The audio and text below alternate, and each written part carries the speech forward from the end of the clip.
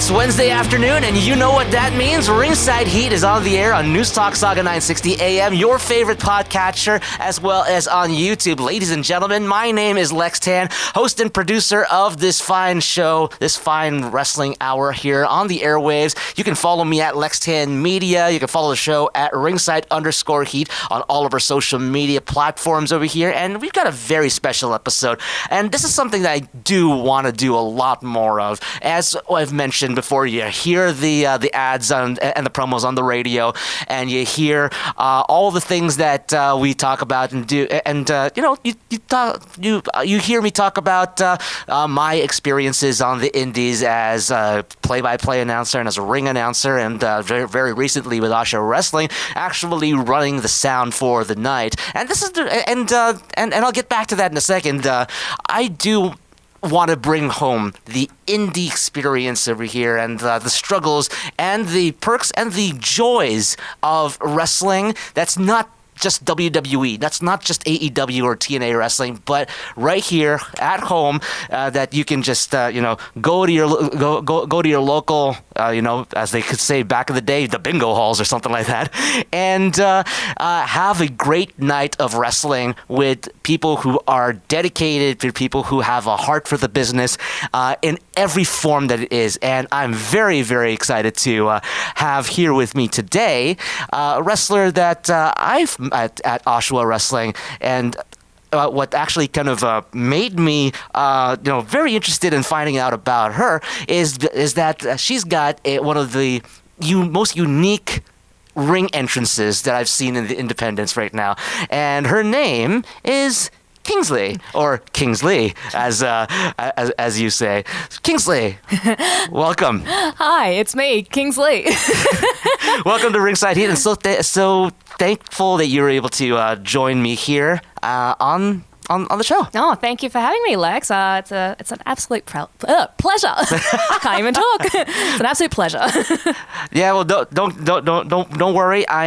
For some odd reason, I'm on the air and I can't even talk. I think you're doing fine. Thank goodness gracious. So,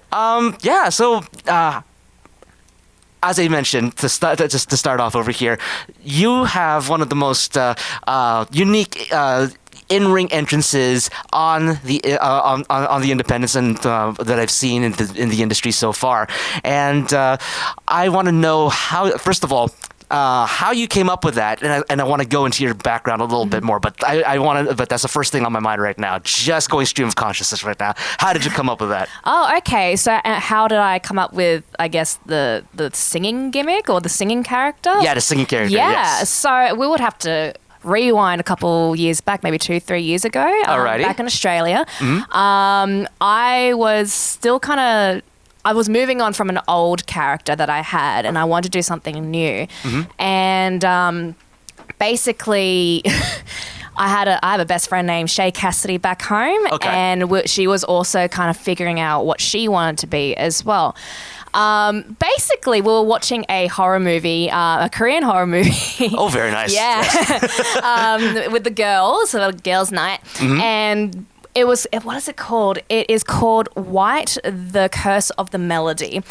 Wipe the Curse of the Melody. Yeah, White, and then semi-heading the Curse of the Melody. Oh, okay, yeah. Yes. And then it's about like this K-pop group who is not successful at all. That everyone hates them, this and that, and they were like, right, we're going to be super famous. We're going to try our best to be super famous as a group, right? Mm-hmm, they move to this apartment together where they can sing, dance, practice together, but they find a secret room.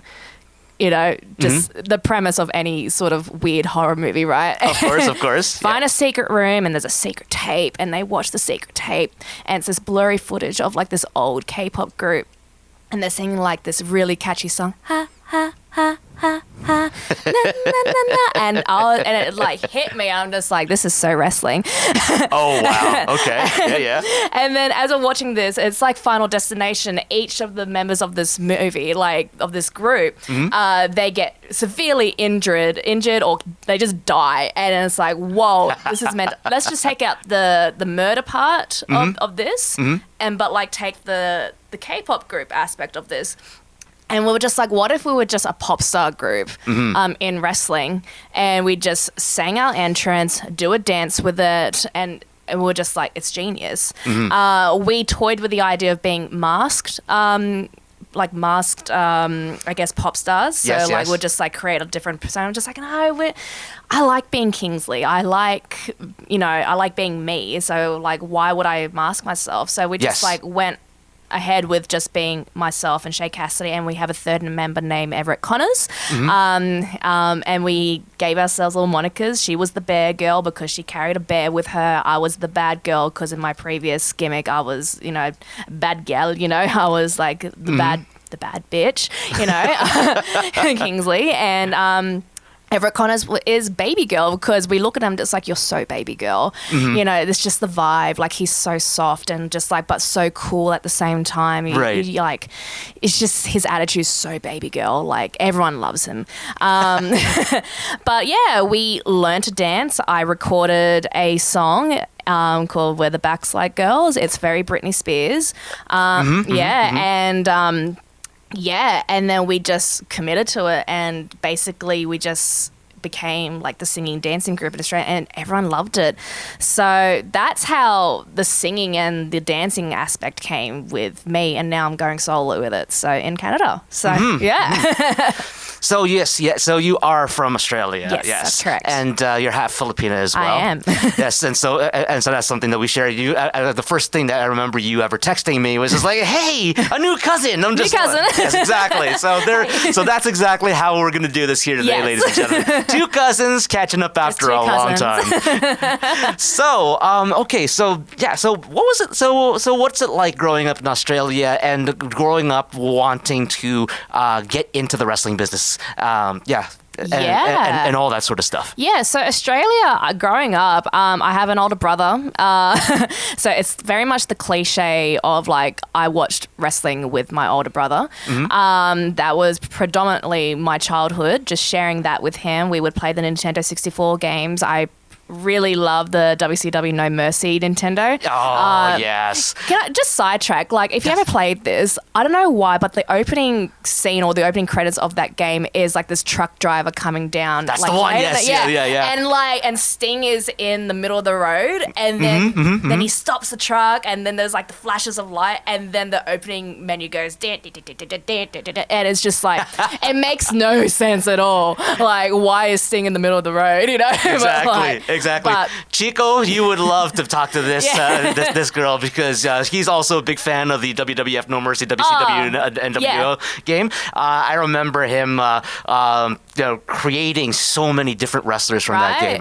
It's such a customizable thing. Yeah. And it's and the controls are actually very intuitive. Very, right? Especially for its time. Exactly right. And I had such a ball playing that game. I was not good at it, but it was really fun. Oh, of course. But yeah, predominantly my childhood was my older brother, Nintendo 64 games, becoming a gamer with him as well, like loving all the SmackDown versus Raw games. So like a lot of kids would be like, oh yeah, I saw my friends on the weekend. I'm like, yeah, I did too. But if I saw my friends, I'm just being like, do you want to play SmackDown versus Raw? Yes. Oh my God, yes. That's amazing. You know what I mean? Like, oh guys, have you seen the new wrestling game? It was just like, I was that kid, it's insufferable. But it was fun. That was my childhood. And so I feel like when I was growing up, it was like 2005 was like peak wrestling. So I was in year 5. I don't know what that means in Toronto, Canada terms, but I was in primary school or elementary school. Okay. Yeah. But just a little bit before high school, just tiny bit, but not so much high school, but definitely elementary. But that was when Matt Hardy and Lita were having like the breakup. Edge comes in. It was the storyline. It was like, oh my God, the scandal. And then you had Batista was the man. Like, that's our guy, Exactly. Like Uncle Teast, as I like to call him. Undertaker was like plowing through everybody. Like Randy Orton was a dick. It was peak cinema. And I feel like my childhood was just like watching that, then going to school, and then everyone's just like, did you see what Batista did? I'm just like, but did you see what Lita did? You know, like, yeah. So, oh my yeah, gosh. that's me. Oh my gosh, yes. And I remember just being like so enthralled by what was going on with Matt and with Lita. Dude. And it was, yes, there was a lot of like awkwardness between it that they really played up on the air, which added to the intrigue for me personally because of the fact that those were actually real things that they were bringing out, and maybe they'd already dealt with it. Mm-hmm. And just like any good actor, you can actually you draw from that file cabinet of things that you've experienced and things that you felt. But at the same time, wow, the blurring of the kayfabe and the shoot was intense beyond what I ever expected. Yeah, absolutely. And I think on top of that, like that was a time when like reality TV was also like coming in and being prominent. So like your Maury Poviches, your Dr. Phils, and like, you know, Jerry Springers, and and also me being a kid being exposed to like that kind of television plus wrestling. It's just like it was wild. Absolutely wild. So it was just different type of TV like at that time that has actually have such a big influence on me as a wrestler as well, and like where I draw my influences on. Which is absolutely mental, but I think that's why I'm such an unhinged and watchable character in wrestling, to be honest. So thank you, 2005 TV. Yes. Oh wow, yeah. 2005 TV was just unhinged. Yeah. Mental. Yeah. Oh yeah. And it's like it was like that continuation from what they had started in the 90s and all the way up. Now here's a question as well too. As you've been recounting about like, you know, what you the stuff that influenced you then. Ruthless aggression, the ruthless aggression era for your John Cena's and your I call him Tito Dave, right? Tito Dave. Yeah. Tito Dave Batista. Batista. I gotta show you the Filipino accent later on. Absolutely, let's go. And that generation, I said again, your Randy Ortons and all that sort of stuff. A lot of people say that was a drop off for. From the Attitude Era in that sort of way, and we were talking before we got on the air over here that we're kind of, you know, a little bit over that. And personally, for me, I would say that the Attitude Era, the Ruthless Aggression Era was where I really became a wrestling fan. Oh yeah, me too. So tell me about how that happened, other than like, you know, just other than the video games and all that, but then like what stood out to you about that era of wrestling that people sort of kind of dismiss almost? Oh, I don't know if people dismissing it, but like I think for me it's just the introduction of the divas that I love today, I've never seen women on TV that predominantly, especially in such a male-dominated industry. Yes, divas and the way they were treated, probably it's a bit questionable at the time, but like when I was watching it, like I didn't really care about the guys that much, unless it was Batista. But like, you know, because that's my guy. Yeah. But like I wanted to talk about the girls because I've never, ever seen it before. Gail Kim winning the women's championship on her debut. It was insane to me, and because like me as like a female and an Asian, like seeing that representation on TV was absolutely wild to me. So I just feel like little things like that, and just more like women being represented was like crazy to me. And like that's my experience with Ruthless Aggression and just seeing women. Just seeing women. Right. There's women like on my TV. It was crazy, and I feel like people maybe they don't talk about it enough. I don't know if they do or not, but like I feel like women of that time were so important, paving the way, I guess, for what we have now. yeah.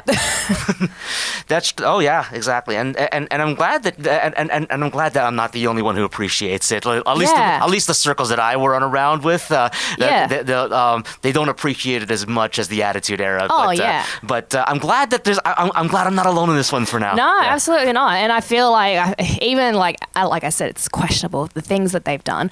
Like I don't agree with like the bra and panties matches and the of course. and all those little competitions that they had. But I feel like those were like the really rough things that women went through to get what we have now. So, you know. But they're all fucking sorry. They're all really, really good wrestlers too. So, so I just feel like showing off sex appeal and power, like in Ruthless Aggressions with that women, I think people knock that and don't see that as a positive. At least back at the time, but like now, I feel like it's more appreciated now. So we love power and sex, power and sex appeal. We love power and sex appeal. Hey.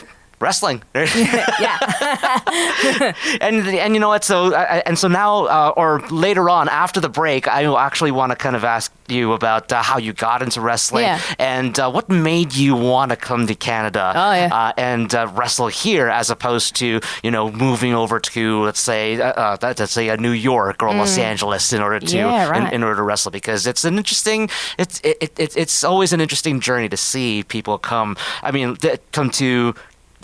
to Toronto, and yes, and that's something that we can talk about a little bit later. Absolutely.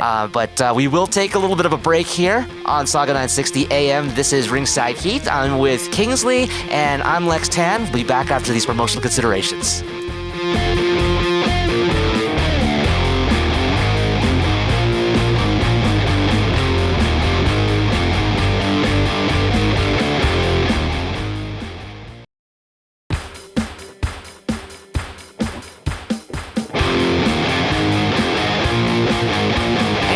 Back to Ringside Heat on News Talk Saga 960 AM. Lextan at Lextan Media. Ringside Heat at Ringside_Heat. Special episode here today because I've got here in the Saga 960 AM studios a friend of mine on the Indies. Her name is Kingsley, and she is one of the up-and-coming professional wrestlers in the Ontario Independent Promotions. So you'll be hopefully be seeing more of her and a lot of her in the next coming months. Kingsley, thank you so much for doing the show again. And thank you for having me.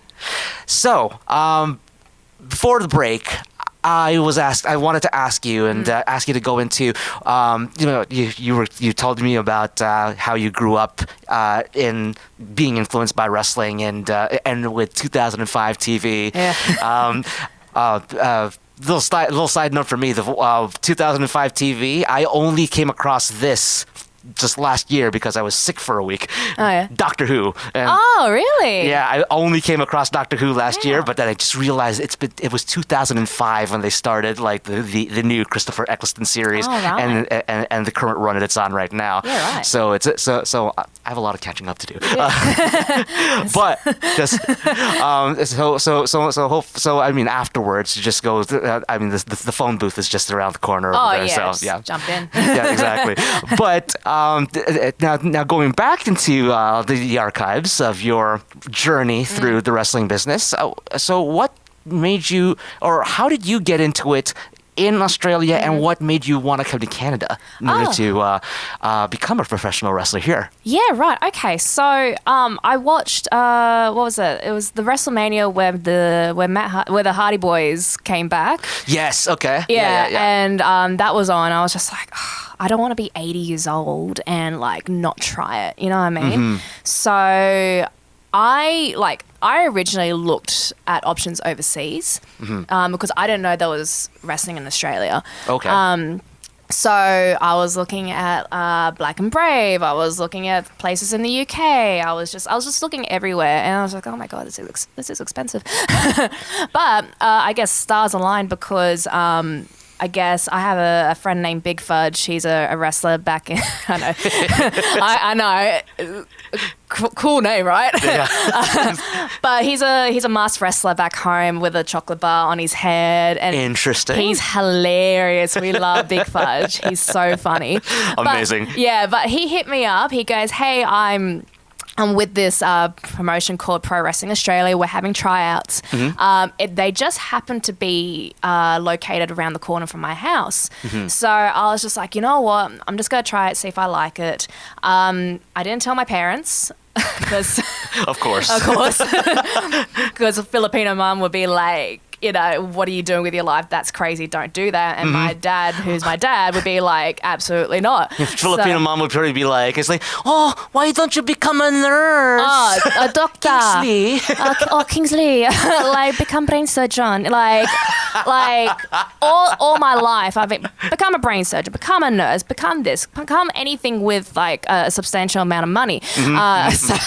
But help the people, you know, like, Exactly. you know, but me as a surgeon, God, you bad idea. The worst idea of all time. Can't thread that needle, huh? Absolutely not. I can't do blood. Like, it makes me, So, side note, I wanted to be a vet. When I was a kid, I was like, I love animals, gonna be a vet. And then the moment my rabbit, when I was a kid, I had a rabbit. We had a rabbit too. Yeah, his name's Tom Selleck. He was a white rabbit. I know. Yeah, he's a white rabbit with a brown nose. I'm just like, that looks like a moustache. That's hilarious. You're Tom Selleck. But he got a nosebleed one day, and I was just like, oh, no, can't do it. Wow. Can't do it. But anyway, sorry, weird sidetrack. Back to the wrestling. But I did the tryout, and then I was part of a big group of like maybe 30. It was myself and Frankie B, another best friend of mine. We were the only two girls in that class. So we stuck it out. I was thankfully enough, amongst all the Australian wrestling schools I could have gone to, PWA is the best option. We are, like, not to toot our horns, but like, we are absolute pioneers in Australian wrestling. We're one of the bigger, I guess, wrestling promotions in Australia. So everyone watches us. We have a great production team. We have great wrestlers. Our coaches are Robbie Eagles, Madison Eagles. We have just an array of great coaches there. So I've been blessed with sticking with the one and done, really. So like, I was very lucky. So that's how I fell into Australian wrestling. But why do I want to go to Canada, or why am I here now is Not that I'm complaining or anything like that. No, absolutely not. Like, you're blessed to have me. So, Of course. no, but like, I guess with Australian wrestling, you can only really go so far because we are a huge island. So yes, we have fantastic wrestlers. Yes, we have a great production. Yes, you know, we provide a product that is actually so professional and fantastic that you can put on TV and be like, oh, this is money. Yes. But we're just not there yet as an industry, and any opportunities like WWE or any major company with like tryouts or any like extras work and all that, we kind of have to wait for them to fly over to us. And it's very rare that happens. So you find a lot of people like myself flying overseas. So I chose Canada because Toronto seems to have like a really lively scene with wrestling. We've had friends Julian Ward and Kaz Jordan from the ATO back home, who's done Canada, came back and said great things about the wrestling industry in Canada. And we're also next door to the US. So any sort of opportunities from the US that are visiting Canada, like, I'm here, you know. So the visa is a lot easier to get. Oh, yes. Not going to lie. It's a lot cheaper. I paid maybe like $400 or less. That's not bad at all. Not bad at all. Got my fingerprints done. Got a criminal check done. I have a very clean slate, just so you know. Okay, good. So I'll be able to walk out of the studio over here with my head on my shoulders. Absolutely. Okay, yeah, good. absolutely. So we're all good here. But basically, yeah, it's just a bunch of paperwork, and then they pretty much greenlight you on their system, and then you just get a plane ticket, save some money, and then land in wherever in Canada you want to land in, and then that's your 2 years that starts. I have a work permit and everything that's legal, so I can legally work in Canada. As opposed to the US, the visa for that is very different. Yes. A lot more expensive and a lot harder to get. I feel like there's a lot more leaps and bounds you need to get through to get a piece of paper with the US. So I just feel like with the age that I am, and as a female wrestler, I just feel like there's a bit of a clock on me. So I just feel like Canada was my best bet. A lot of people ask me like, why don't you go to the UK? I'm just like, I don't really want to go to the UK. I want to be a TV wrestler, you know? Yes. And I feel like the TV opportunities were in the US and Canada. So that's pretty much my thought process as to why I would pretty much come here, you know? No, that's great. Yeah. And I mean, it does make a lot of sense that you would choose Toronto as your as a place that you'd want to wrestle in and grow your name in, because there is such an amazing history of wrestling here in Toronto, and I'm not sure how far back in the wrestling history and the archives that you go to. I would say, but one could say that Toronto was the birthplace of the WWE. Right. From the Buddy Rogers, Lou Thez match back over at the old Maple Leaf Gardens, which is now a Loblaws grocery store. Which actually, if you ever attend wrestling there at Maple Leaf Gardens and they're in the new, I guess, arena that they have on top of the grocery store, it is a surreal thing, because it's like, you know, because that's where it all that's where so much wrestling all started. Yeah. And there's actually, I have a previous workplace that I would love to show you to one time, but that was where Queensbury Athletic Club was probably started. So and there's a good story about that. But I want to talk more about you, obviously. But a little side note there for you. So in terms of from being from Australia and you know, with a lot of the wrestlers right now on like making waves from Australia, like you have your Harley Camerons and you have your Rhea Ripleys and so many others as well too that are on the main rosters of main companies and everything. What do you what makes them stand out to you, and what do you take from them for you to learn and to be inspired by how they're just killing it on the big stage? Yeah, for one, our biggest export in Australian wrestling are females. And I think that says a lot. Yes. So Rhea Ripley is fantastic. Harley Cameron, absolutely phenomenal character and just so entertaining to watch. And also great singer. Yes. Phenomenal voice. What a voice that woman has. Yeah. And just recently as well, Zaria, a good friend of mine. And really? Yeah, yes, she's so lovely. She's the nicest person in the world. But she's absolutely killing it. She's got such a look. And I'm so happy that she has gotten where she, like, it's so funny because like I feel like she just came out of nowhere back home, and I'm just like, and I knew immediately looking at her, I'm just like, oh, she's getting signed. like straight up, she's getting signed. And then what happened? She got signed. So yes. And like she's like a no-brainer to have on the roster, and I'm so glad that they took her on board, and she's doing well, and that's a good example of good people getting rewarded, and I hope she does leaps and bounds even more with the years come to with the WWE. So I'm very happy for her. But like I said, our greatest exports are females. Yes. And and it's really great seeing that a lot of Australian females are absolutely killing it, and it gives me hope as well. On the flip side, with the males, my friend Grayson Waller. You're friends with Grayson too? I'm a good friend of Grayson Waller. That's awesome. I trained with Grayson Waller for years. Really? Yeah, and he's so motivational. He is one of the many people who's always cheered me on and actually believed in me. And someone like him has always been very important in my wrestling career, at least. So, and just as a friend. So watching him as well, killing it and being on the main roster is very influential, and actually gives not just myself hope, but also the people back in PWA a lot of hope. And just like, it's just... it just shows that, like, yes, we can do it. Like, if you just need to make the jump, or you just need to really commit to wrestling and, like, commit to yourself. And I feel like I've taken that kind of, advice, or like what I've seen from them on board with myself. It's all about commitment. They obviously worked on themselves with their looks, with their gym, with like their wrestling abilities, the way they talk, who they make friends with, and like how they network. And it's just seeing them and doing that and being successful.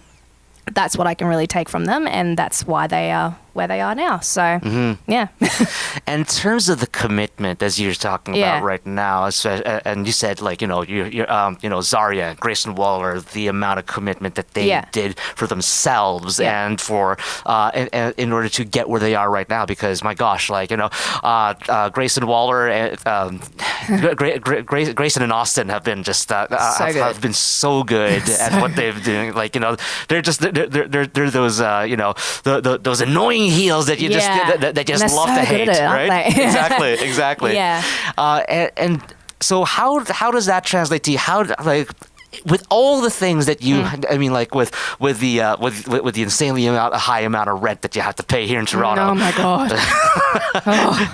With the and having to balance your wrestling training with work, and then with more work, and with more work, and then actually taking bookings and actually be doing all of those things that involve yourself. How do you find that balance, and how do you figure out how do you figure all of that out? I don't know. Most of the time I'm winging it. But my good friend Jimmy Townsend, who also flew over from Australia to here, told me to get a Google Calendar, and that's a Google Calendar has been very helpful to start with. So, because I was always texting him just like, hey, what's on this weekend? He goes, Kingsley, just get the Google Calendar. I'm just like, you're so right. Sorry. So that start with, very helpful. I don't know, settling into a new country, I'm still figuring it out. This is all very new to me, and me being by myself essentially as well, it's a whole new thing. And I'm very blessed that I have Jimmy Townsend and his partner here as well, helping me out, and we're all kind of like struggling at the same time. But realize kind of need a couple jobs to stay afloat. Yes. So that's a struggle that I'm overcoming. So working, and then you got kind of figuring out training as well. So sometimes work will take over training, so just to make ends meet. And then you got to take the bookings as well to make more ends meet. So it's a lot. I don't know if I would say that I'm doing it perfectly. I'm just doing it day by day and just kind of figuring it out. So I think that's kind of like sort of a thing, like be nice to yourself yes as well, because I know that I'm supported on all ends. So if anything does go wrong, someone's going to swoop in and be like, hey, I've got you at least. We've got a good crew here in Toronto, got a good crew back home as well, and even in the US. So it's just got a good support system on all ends. So I'm kind of like banking on just like, hey, if I'm homeless, can I crash with you? I'm joking, but like, nice. But no, but like that will never happen at least. But just sort of just taking it day by day and being nice to myself, but also being smart and being like and realistic and like, hey, if I need to make ends meet, I need to do X, Y, and Z. Here's my Google Calendar. How much do I have at the end of the week? Yes. How much do I need by next week? And just being an adult. Kind of kicks in, so it's a whole thing. I'm sure you understand as well, being a creative yourself. So it's not really linear when it comes to making ends meet and being a wrestler and an adult at the same time. So you just kind of have to do it. And I like the idea that you have to be that you're saying, and I know this isn't the exact word that you use, but you got to be, you got to be kind to yourself. Through this process, because because your heart is in the wrestling. Your heart is in the wrestling, and your heart wants to pursue that and wants to do that. But there's also there's also the logistics of life as well of too, course. and it's like personally for my own journey as well is that. I want to take more. I want to take more gigs. I want to take more. If I could go and drive 4 hours out of the city to do ring announcing or play by play for a little bit, I'll do that. I'll do that. But at the same time, what else exactly? Like, how much do I need for this week? Yeah. And what can I give up? What can I not give up for the Exactly week? right. So it's like Yeah. it is a very interesting balance of all of those things. Yeah, I don't even think it's a balance. No, okay, yes, that's true. Actually, Greg Carrasco, the guy who hosts in the mornings here in the station, he says that two things. I was like, what does he say about success? It's like you have to be obsessed with your own success, and at the same time, because you're obsessed with your own success, balance is not exactly part of the equation. It's only when you have a level of success that you are satisfied with, that's when balance can come in. But in the meantime, as you're grinding and as you're working, you gotta get that. You gotta leave balance to the wayside and just grind and work. Absolutely. Yeah. It is what it is. But I will ask you a little bit about something a little bit more fun as well too. I mean, like, wrestling's always going to be fun no matter what, right? Yeah, right. But I remember an Instagram post that you had a couple of weeks ago about you getting a gift from a wrestling fan. Oh. And that will lead into the conversation I'd love to have with you when we come back with more Ringside Heat with Lex and with Kingsley after these promotional considerations.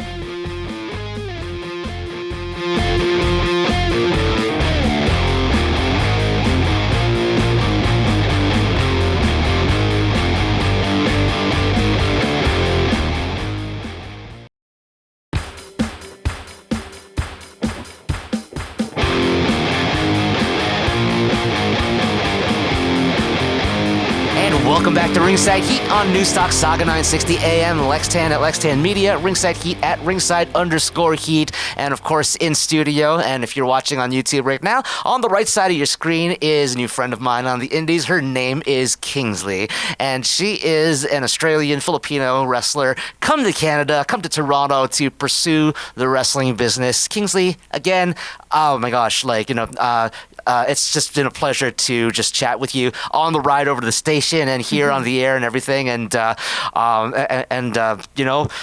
think we could talk each other's heads off right now, if anything. So you know what?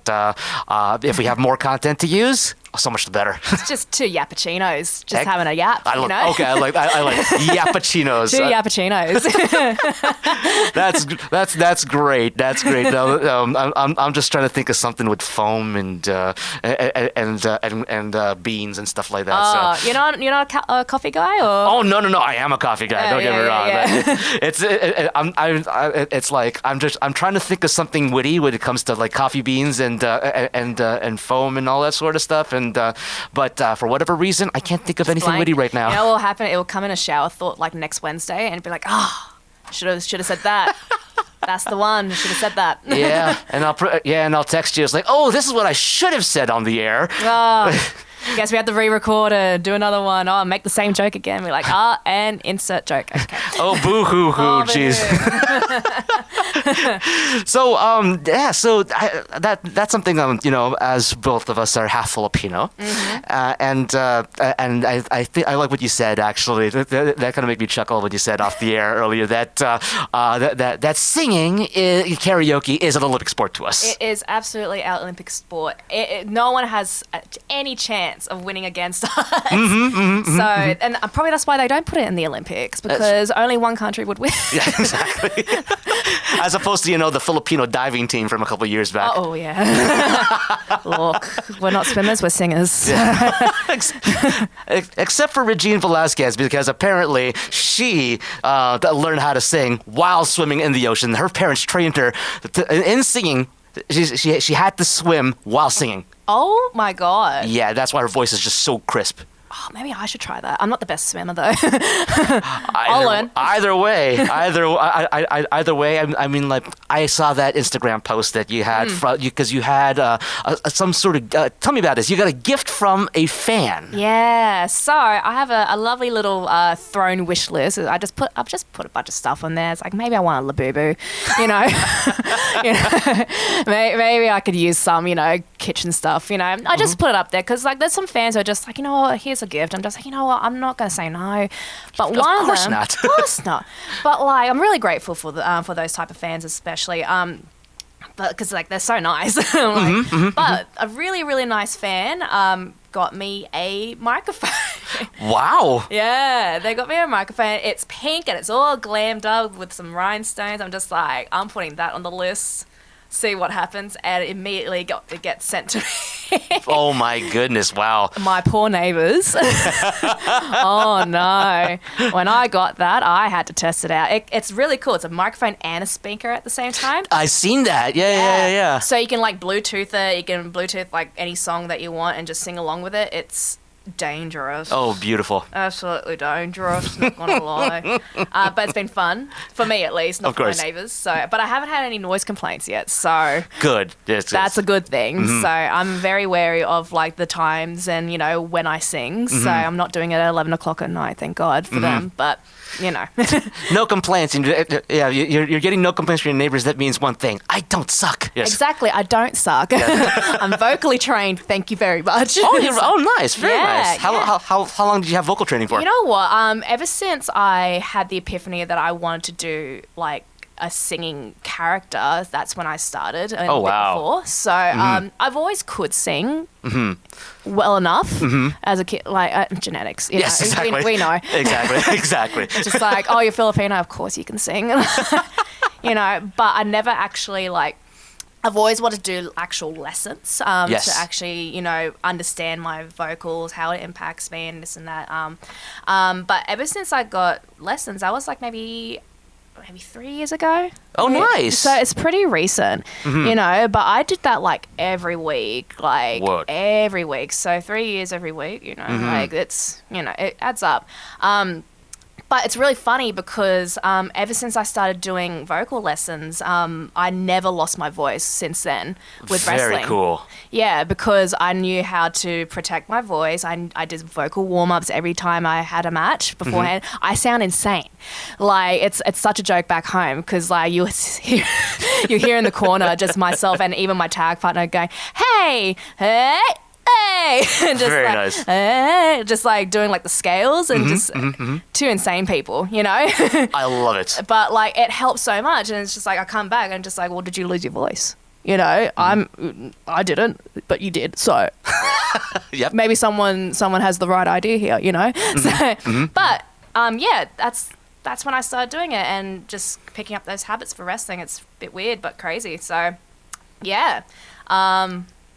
Vocally trained. That's great, and that's great that you're that you do have that training, because being myself a singer myself, a broadcaster as well. It's like, you know, when you're using your voice that much and you're straining that voice that much, it's like you have to know your placement. You have to know your technique in order for you to make sure. And just like as they say, just with wrestlers, just going on the grind, taking bumps all the time. It's like, you know, yes, they say body calluses, whatever like that. But at the same time, you also got to know, like, you know, how to take care of yourself so that you can wrestle, you know, another match tomorrow. Or in the case a couple of weeks ago, for some people in WWE and in AEW, they're wrestling. They wrestle 3 matches in 2 days or something like that, and that is an insane amount of toll. Yeah. It is. I did I did something similar back home. It's called the Summer Tour. It's very popular in with the Sydney crew or the New South Wales crew. That's the state I'm from. But like everyone wants to go on Summer Tour because like basically it's after Christmas and you just go to regional towns where they have beaches and all that. But they go from like, it used to be 3 days and then it became 4, then it became 5 every year, and it's just like, oh my God. So even the most recent one. You think 5 days, 4 or 5 days of wrestling, you would lose your voice? Never lost my voice. Very nice. So I know, and I got a great tan out of it. So. Hey, you know, all the perks just keep on going around with you. Oh. Exactly right. But like, it just shows that like, even not just your wrestling training, like if you do training with like your voice or anything else that could actually help you like survive wrestling that consecutively, you should do it. So, and I'm glad that I did vocal training. So yeah. And so since you are a vocally trained singer, you were a trained singer, and all that, I would love to know your influences Okay. in music, your influences on in your vocals, and Yeah. who are your favorite bands and all that sort of Oh my stuff. God. Do you have 20, 50 minutes? Okay. I have all the time in the world here for you. Okay, I think it's very true that like I guess your music taste really starts with your parents, because they're the two people that you're most impressionable from birth, you know. And my dad is such a music nerd. He was in bands when he was a teenager. Nice. But he's also one of those realistic people, just like, you need money. Like he's not in a band anymore. He got a bachelor in psychology, became an audiologist, worked with hearing aids. So like it's absolute flip, right? Very nice. But he's a fantastic guitarist, and growing up, I watched him like just jam out by himself, and like I guess his music influences were a lot of rock, a lot of your classic rock, and I guess my first CD from him was The Monkees. Wow. Yeah. Okay. So I got that for one of my birthdays, and I thought it was the coolest thing ever. I was like, yeah, I love The Monkees, and all my friends was like, who are The Monkees, you know? But like Cheer up, Sleepy Jean. like literally, like take the last train to Clarksville. My God. Wow. Yeah. Well, I am a believer. So. Aren't we all? But I love The Monkees.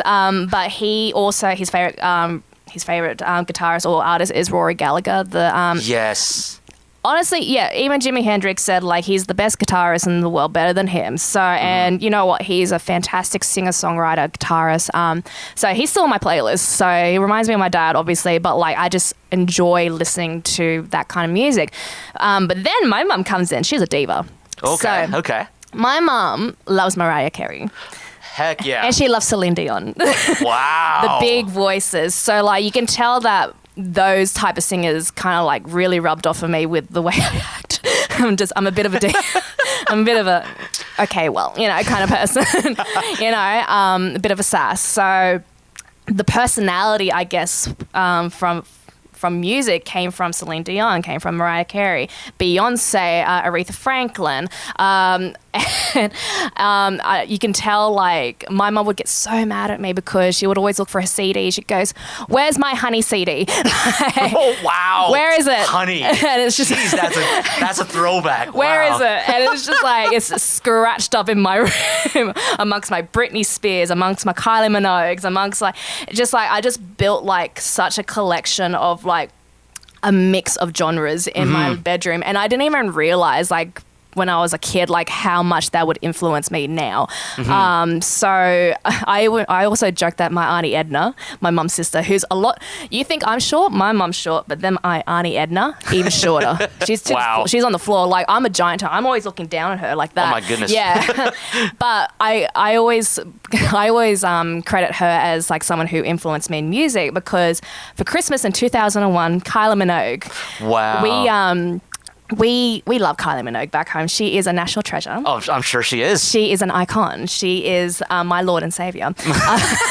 She should be on the currency for all Australian money. There should be a gold statue of her in every airport in Australia. I don't care what anyone says. Kylie Minogue is. I love her. You know, I always kind of like regretted that she was that she did not become the companion of David Tennant's doctor after that one episode. Oh, the one. Yeah, I know what you're talking. I mean, she was great in that, and I'm just like, oh, really? She's booked and busy. That's why. Oh yeah, well, yeah. you know? I get that. It's I get Kylie that. Minogue. Yeah, of course. You know? Of course. But I credit Auntie Edna with my influence with music, because in 2001, Kylie Minogue was prominent, and you know her Fever album is like a huge thing, you know, and she got me the single for "Can't Get You Out of My Head," and like Very nice. And that really that was the transition from like my Rory Gallagher's and my dad's music to like, oh, there's other music that's like that, you Yes, know, exactly. like that. Yeah. And it's like Kylie Minogue became prominent, and then Britney Spears was like a huge idol. Shakira, ole, ole, ole. Like, how do you not? How do you not love that? Like, when you sang that, I'm just like, that's exactly the first thought I had in my mind. It's just said Shakira, I hear like, she's phenomenal. I heard that like that little bit of vibrato that you were doing over there too. I do have a natural reverb. Yes. I get that a lot. Yeah, so.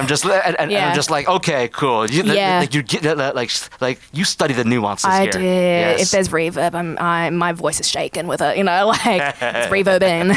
So very nice. But yeah, so like I have a lot of pop girlies growing up, and I think family really like crafted that, like really like made that little soup of music for me. But yeah, and a lot of my character now is influenced by those top, pop girlies, but then I'm also an emo girl, so oh wow, yeah. I do like my Paramore, and I think Hayley Williams is probably like top 3 vocalists in the world. That her voice is her voice is power. It's power, and and it makes sense because she was in like, I think she was like a Christian choir like growing up, and I'm like, oh, that makes sense. You were a choir girl like that. And that's why you sang big.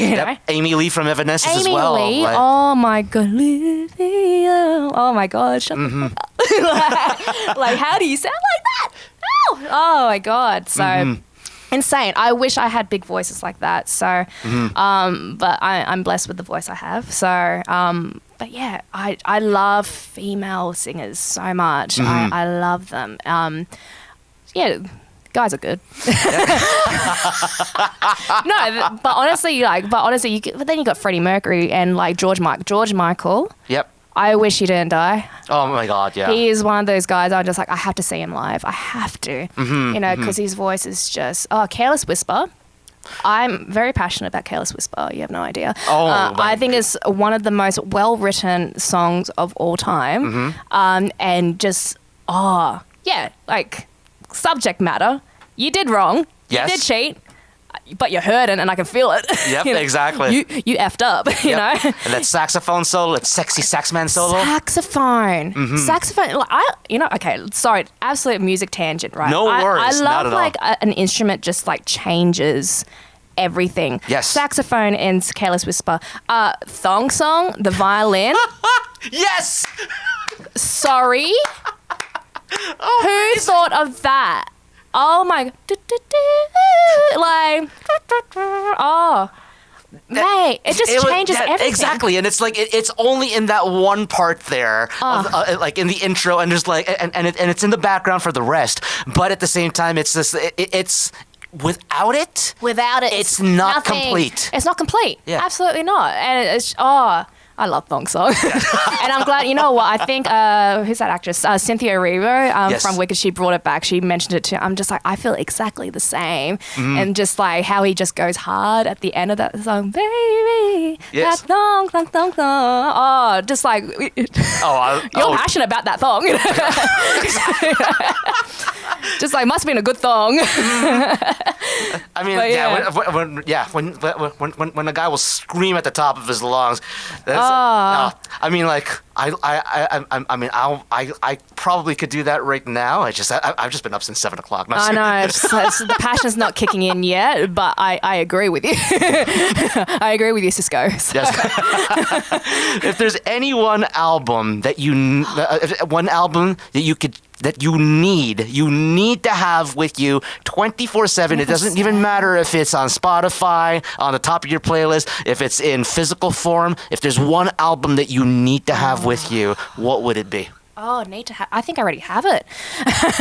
But I got my favorite album of all time is Daft Punk's Discovery, which is such like a crazy answer to some people, because a lot of people will be like, it's not a rock album, it's not a Kylie Minogue album. Like, yes, I love Fever by Kylie Minogue, one of my favorite albums of all time, but I can pinpoint the moment I was just like, what is this? With One More Time, Daft Punk. Yes. And also I think just creatively, because I do draw as well on the side. I'm an artist on the side. My goodness. I do everything, Lex. You do. I do. I'm good at everything. It's such a joke, but like I'm actually good at a lot of things. Amen. And you know what? I'm not ashamed to say that. If you're good at things, you should be able to be proud of that. So, but 100%. absolutely. I agree. Yeah, but I had to get this on vinyl because it is my absolute favorite album of all time, because it was the first time not only seeing or hearing I guess electronic music like that, but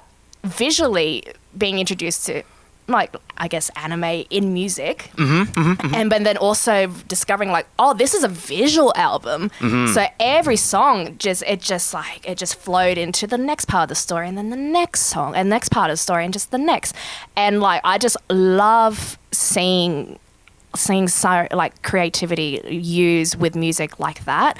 And I feel like that was such a burst with like I'm gonna draw this style, I'm gonna use colors this way, and like use music to influence the way I feel and how I like input that with like I guess my craft, because I saw it visually with Daft Punk's Discovery. Yes. So I guess I know that's so nerdy. But you and I need to talk more, because my goodness gracious, like the nerdiness that the nerdiness that I have in music. Oh my gosh, like people will get sick of us, honestly. Oh, and honestly, I love music. I have a Bachelor of Entertainment Business Management, so like so I just if I'm not wrestling, I want to be part of the music industry, or like sort of any entertainment industry for sure, as well, because I love music. You know, I love entertainment. So yeah. Wow. What from what university? Is the Australian Institute of Music back home. Very, very cool. Yeah, it's just a straightforward name, isn't it? It's just like yeah, exactly. That's where you learn it.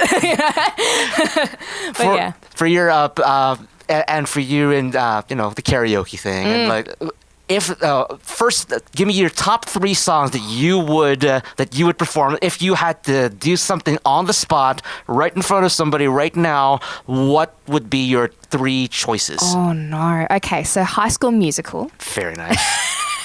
High School Musical, either Bet on It or Soar and Fly It with a duet. You know, yes, yep. Ooh. Breaking Free, yeah. I love a good duet. Yep. Oh, so I love High School Musical. It's so corny. It's it's a lot of fun. I didn't see High School Musical, and it's like when it initially came out. Yeah. But then catching it on the reruns and catching it on streaming, whatever like that. I'm just like, man, it's like I know it's so cheesy, but hell, I grew up with musicals. Like this. This speaks to me. It speaks to me. Like, and as a kid watching High School Musical, I'm just like, this is what I expect the struggle of high school to be.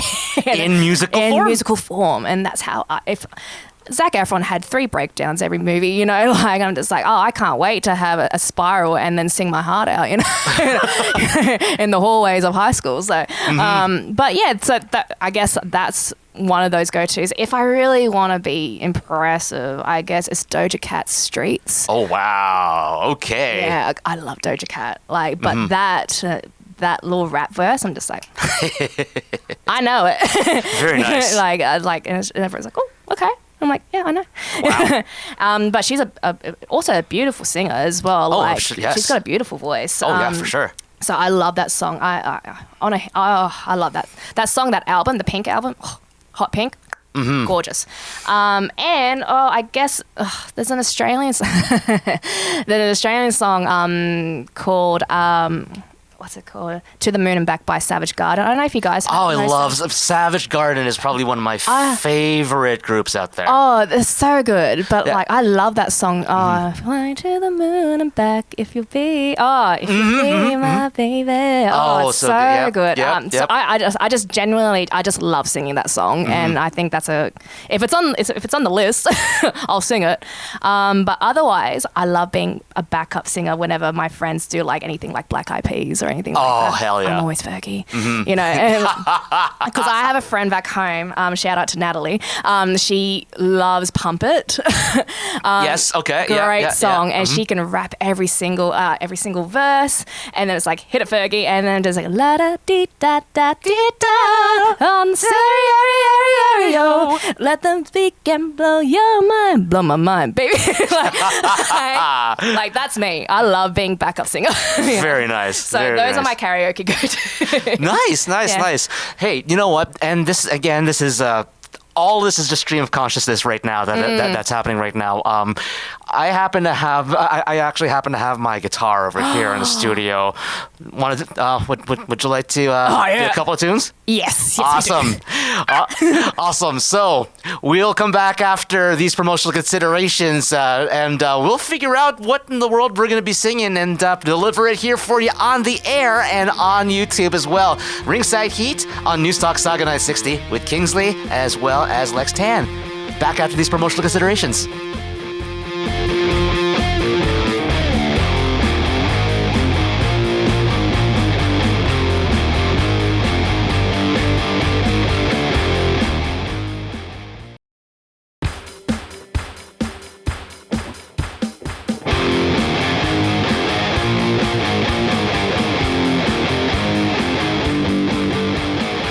Welcome back to Ringside Heat on News Talk Saga 960 AM. Lex Tan alongside Kingsley, and this is a first, for the show and a first for you as well, because this is going to be the first time that you're going to be singing, in front of a live quote-unquote audience. Yeah, not on a show for once, Yeah, exactly. So this is a really exciting experience. Exactly, and this will be the first time, first time I'm playing music on this show. Crazy.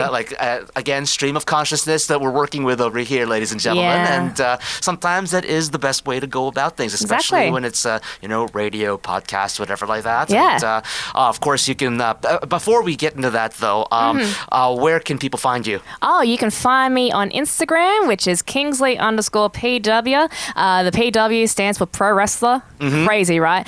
And I guess people call it X now. I call it Twitter. But it's me, Kingsley, on Twitter. So very nice. All right. And what shows what are you or what shows are you going to be doing in the near future? Where can people find you and catch you do your wrestling thing? I guess in August is pretty chock-a-block. I got Norfolk wrestling coming up. I have a triple threat with Wanda Del Rey and Leah Sparks. Oh, Wanda. I love Wanda. She's awesome. I love her. She's great. She's so nice. And I have a bunch of little festival shows at the CNE. Very nice, yes. Yeah, so I might periodically jump on those and wrestle don't know who. We'll see on the day. Yeah. And see how that goes. And I don't have my Google Calendar in front of me. I'm sorry, but if you just check me on socials, I'm sure there'll be a little here I am. I'll be here kind of promotion. So yeah. Awesome. So yes, and as the part of the firsts that we're going to have over here, we're going to be singing a little bit of one of your favorite tunes. Yeah. One of your favorite tunes. It is. Why don't you introduce it for us? Yes. So I think we're going to do a classic Britney Spears, "Hit Me Baby One More Time." You just can't go wrong with it. Everyone loves that song. So, and if you don't love that song, then grow up. I don't know what to tell you. So you don't like that song, she can't be friends with you. Can't be friends. I'm sorry. I'm an exception because I'm a cousin, so you have to. We're family. I'm sorry. Exactly. So we're good. Here we go. 1, 2, 3.